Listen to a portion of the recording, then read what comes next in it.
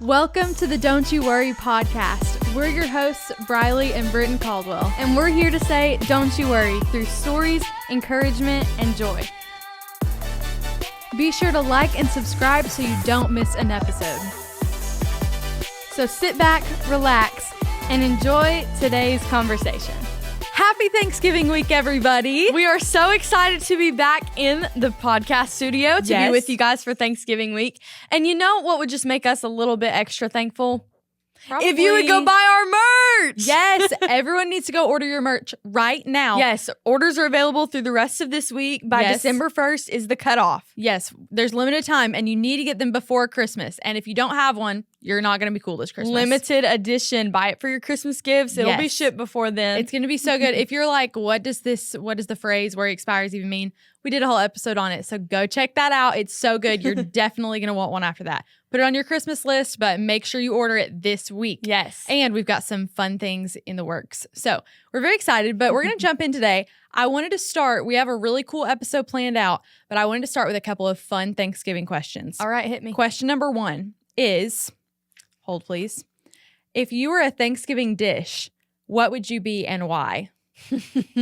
If I was a Thanksgiving dish, okay, it's got to be something like spicy. So some kind of like pumpkin spice, like pumpkin pie, something like that. Because like, you know, you can get a little whipped cream on the top and like sweeten it up, but also it's got a little bit of a kick. Yes, good point.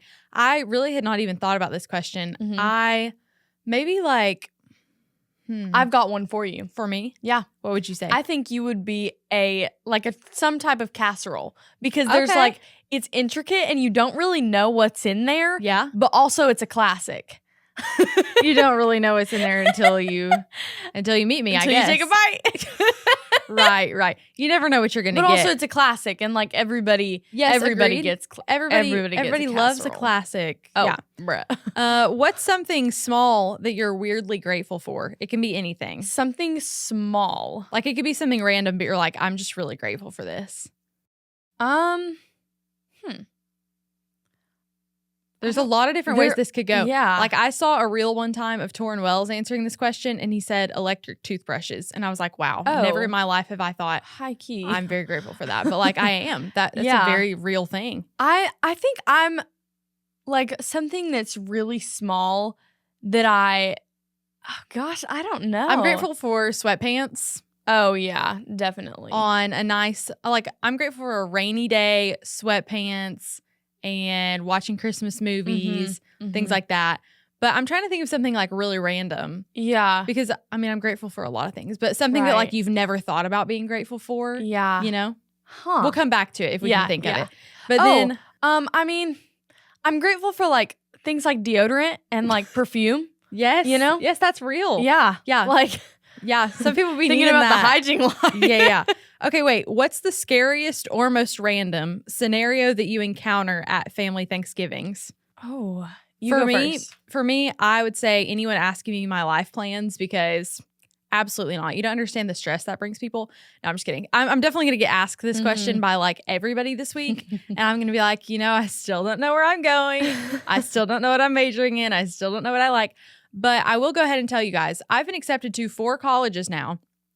We've got Union, Samford, Belmont, Lipscomb. I did not get accepted to UT because I never finished their application. I'm highly hating on it. If any UT admissions people are watching this right now, just know I did not finish your transcript because I already sent you my transcript and then they made me fill out every class. I was like, I thought about it. I thought about it and I was like, Union, Samford, Belmont, Lipscomb are all looking better. So I was like, you know what? One of them's definitely going to want me more.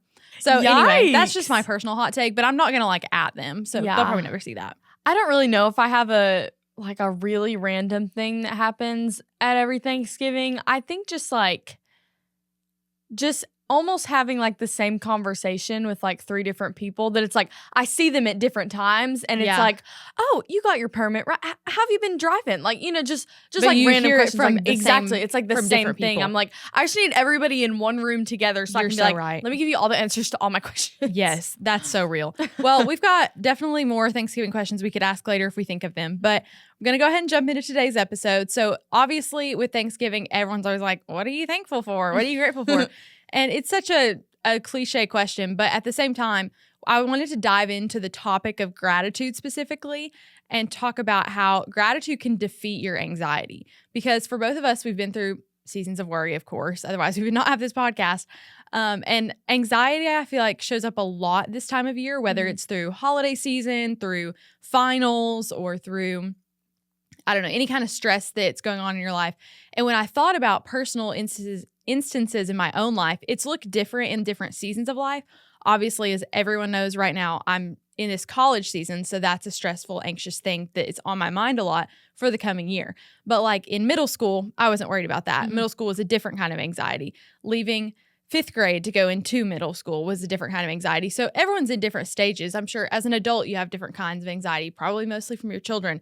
But like different things obviously come up. But I wanted to kind of focus on this idea of any anxiety that we have, if you replace it with gratitude, it goes away. One verse that I found from Philippians 4:6 says, "Do not be anxious about anything, but in everything by prayer and supplication with thanksgiving, let your requests be known to God." So it immediately says, obviously, you're in this anxious state, turn away from it and focus on gratitude. So I know this is a topic that we're talking about, but I wanted to give a real example to make this make a little bit more sense. So I'm sure you have examples as well. I'll go ahead and start off with one. I had a really rough season of anxiety in like 2021. And it was kind of a weird season because honestly, if I'm looking back on it, I can't explain to you what I was anxious about necessarily.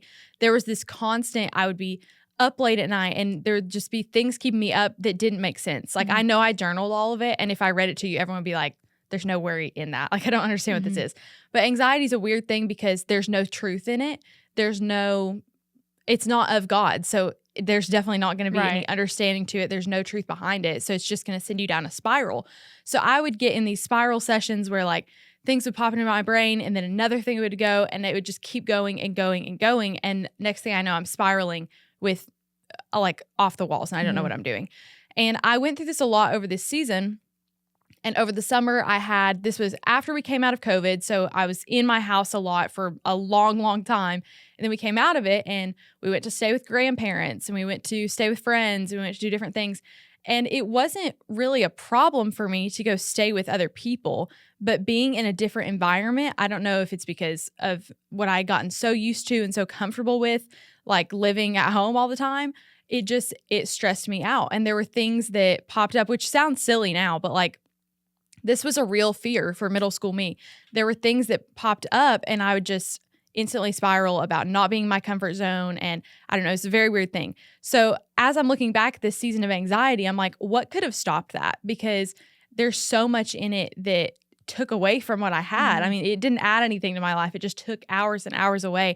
But when I look back at it, if I had stopped and just looked at the truth and just focused on, okay, what is actually going on? Then that would have solved all my issues. So I thought about it because I did journal my thoughts a lot and it's a great thing to journal. I'm not saying gratitude fixes all of your problems. Like you need to get things out. Yeah. That's definitely like a healthy thing. Both of us have talked about that. If it's in your brain, get it out. Maybe it needs to be on a journal. Maybe it needs to be to a person.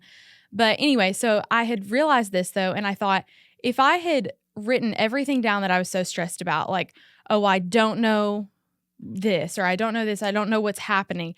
If I had instead written down, I am so grateful for this opportunity to be staying with my grandparents right now. I'm so grateful that I have these memories. And when you look at the full story of that year, we actually ended up with losing our grandfather that same year in the fall. And it was such a heart-wrenching thing that like we had never gone through anything like that. And looking back, I realized this entire time, all summer long, while I was stressing, I was anxious a lot at their house a lot, up at night, like wrestling with my own thoughts that did not come from God. It just came from the fear that I had. I was wrestling with all of this instead of just being grateful for the moment that I was in.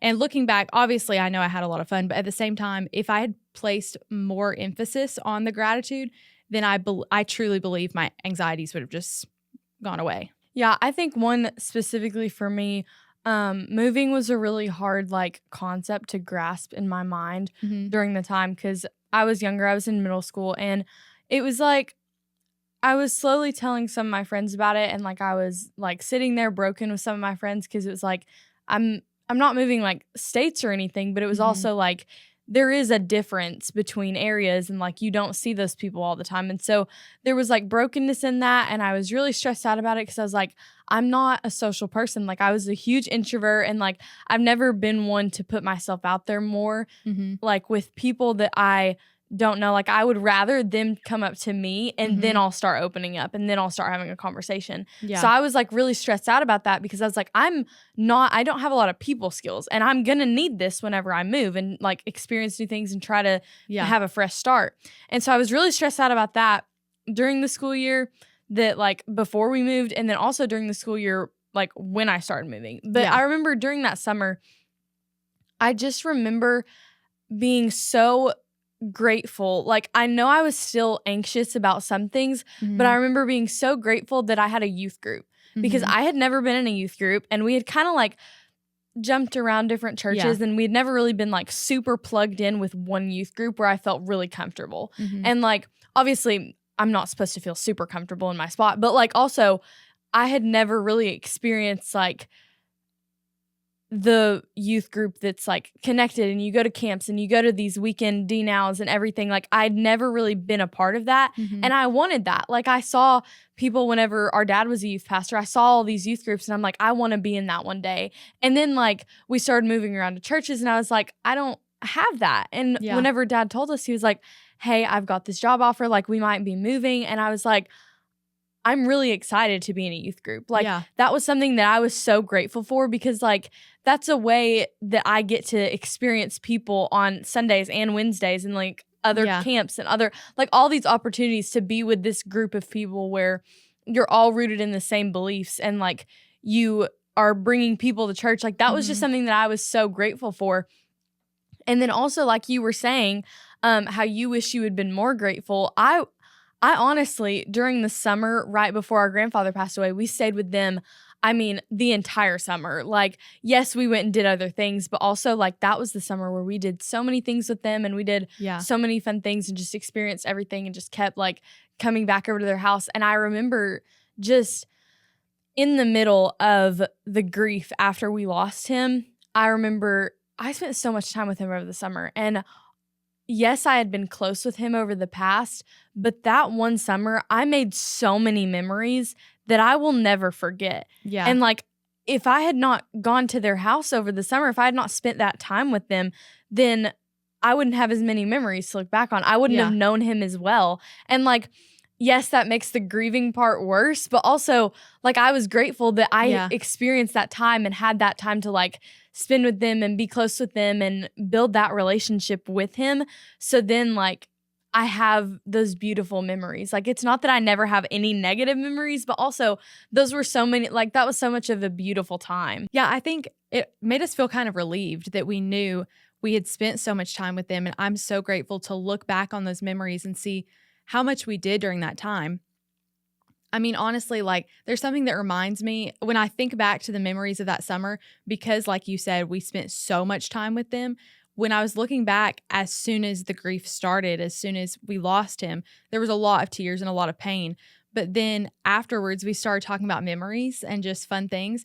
And the most wild memories would stand out to me. I mean, there's one memory I have of our grandfather who he told us to get in the car one day. We were sitting on their couch watching TV. He was like, okay, get in the car. I was like, where are we going? He was like, you'll see. We're like, we're hungry. Come on, where are we going? Like, tell us. We want to be prepared. He was like, it's an adventure. Just get in the car. So we get in the car. And I was probably the most annoying child on the face of the earth during that entire car ride. Because I was like, where are we going? Well, are we stopping here? Are we going here? And like constantly over and over again. And something I didn't realize until after he passed, honestly, is that throughout that entire trip, we kept going to different spots, like random areas of the city that I had never seen before. We didn't get out. We were just in the car, stuck, like just talking and just going around trying to figure out where we were. And I realized afterwards, he did that so intentionally because he wanted us to be grateful for the time we spent together. He didn't want us to be caught up with a TV distracting us. He didn't want us to be caught up with something in the house distracting us. He put us all in the car. There were no distractions. We were forced to literally just pay attention to everything going on around us and just talk to each other and spend time together. And that stuck out to me so much. We ended up at the most random places, but that's such a core memory for me because I realized the beauty of being grateful where you are in the moment. And that truly impacted me a lot. So I think looking back on these things is so cool, but in kind of a different sense, what you were saying with us moving, there's something so powerful about being grateful where you are. Like, it's great to look back and say, oh my gosh, I'm so grateful for everything that happened this year, which is what everyone's going to do in like a month when it comes to the end of the year. But when you look back, that's such an important thing. But at the same time, find where you're at right now. And it may be a painful spot. The holidays can bring up hard things for people.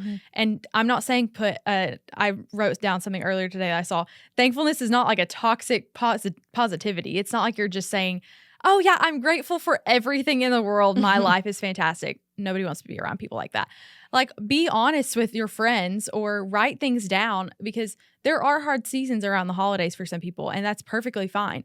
But find something so beautiful to be grateful over, because that will shift your attention to God instead of the worry and anxiety of the situation you're in. Yeah, our dad's been going through a sermon series, and it's all about like gratefulness and gladness and being through the Thanksgiving series or season. And he talked about this past weekend where, like, when you focus on God's glory, like, gladness just shows up in your life, and like gratitude will pour out of you when you just spend time with him, because like he is so holy. And if you see a glimpse of him, then automatically joy starts producing in your life, and that gratitude for everything. You'll start seeing him in places, and then you'll start saying, well, I'm really thankful that I got to see that. Like, I'm thankful that I got to see God move, and I'm so grateful that I'm seeing his presence and I'm feeling him and I'm experiencing him. Like, then you start noticing all these little things that you're grateful for. Like,